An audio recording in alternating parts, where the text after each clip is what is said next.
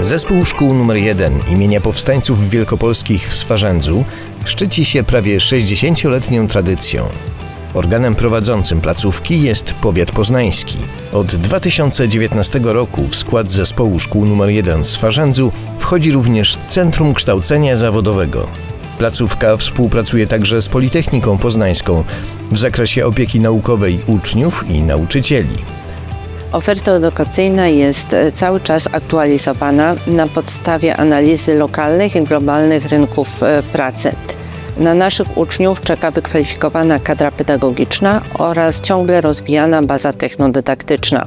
W związku z pojawieniem się nowych zawodów w klasyfikacji zawodów szkolnictwa branżowego w 2023 roku placówka we współpracy z lokalnymi i wojewódzkimi firmami posiadającymi zrobotyzowane linie produkcyjne uruchomiła klasę o profilu technik-robotyk. Nowoczesne stanowiska edukacyjne, w które wyposażona jest szkoła, obejmują roboty wielu producentów.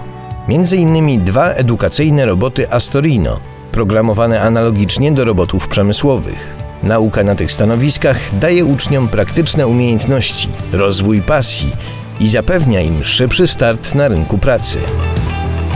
Od 2012 roku placówka pozyskała fundusze z Unii Europejskiej na wybudowanie Centrum Kształcenia Praktycznego, czyli około 20 pracowni o łącznej powierzchni około 3800 m2, w których edukowani są uczniowie i egzaminowani w ponad 30 zawodach.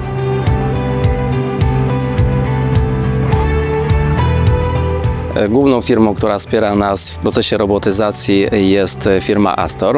Dostarczyła ona nam 2 rodzaje robotów Astorino. W jeden wersji właśnie w częściach, który umożliwia nam szkolenie uczniów w procesie montażu, poznania części mechanicznych i napędowych.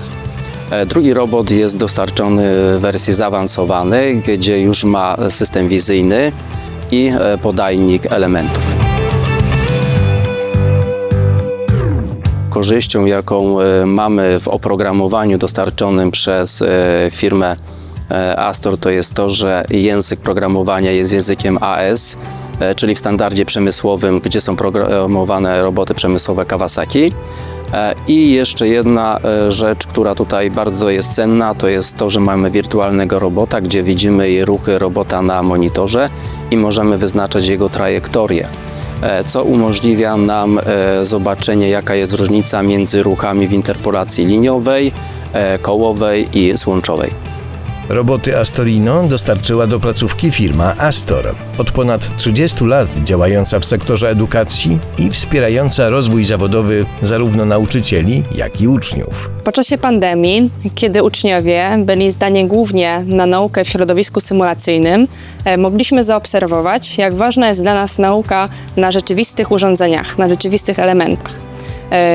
Taką możliwość zapewnia nam robot Astorino.